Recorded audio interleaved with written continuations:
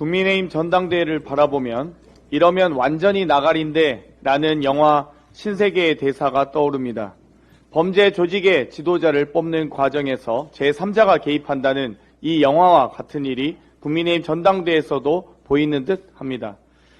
어떤 후보는 윤심 논쟁이 계속되지 않도록 대통령실 고위 관계자의 기사를 막아달라 요청하고, 다른 후보는 상대 후보가 대통령과 밥 한 번, 차 한 번 먹어본 적 없는 후보라고 주장합니다.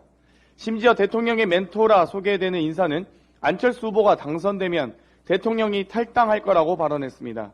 안철수 후보가 당선되면 대통령 출당 요구를 할 거란 두려움입니까? 이런 상황에서 윤석열 대통령은 한 걸음 더 나아갔습니다. 전당대회에 참석한다고 해 당무 개입 논란을 일으키시더니 특정 후보의 발언에는 대통령을 당 전당대회에 끌어들인다고 도를 넘는 무례의 극치라고 말합니다.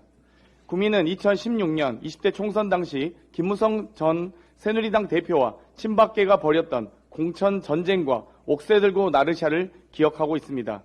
상대 당이지만 그런 코미디를 또 보는 일은 없었으면 합니다.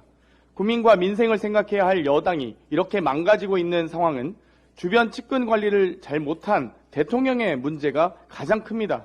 당무 개입은 그만두시고 국회 일은 국회에게, 정당의 일은 정당에게 맡기십시오. 개입할 시간에 난방비부터 국가안보, 경제에 대한 공부부터 하시기 바랍니다.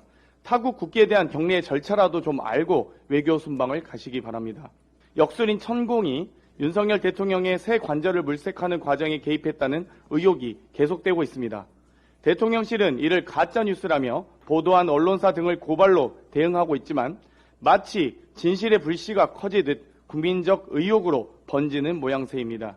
도이치모터스 주가 조작 사건처럼 명백한 증거에도 김건희 여사를 수사하지 않고 있는데, 이러한 상황을 최소한 해명하려면 객관적 근거라도 제시해야 국민이 믿을 수 있지 않겠습니까? 대통령실은 CCTV 등 명백히 가짜뉴스임을 증명할 수 있는 근거를 제시하십시오.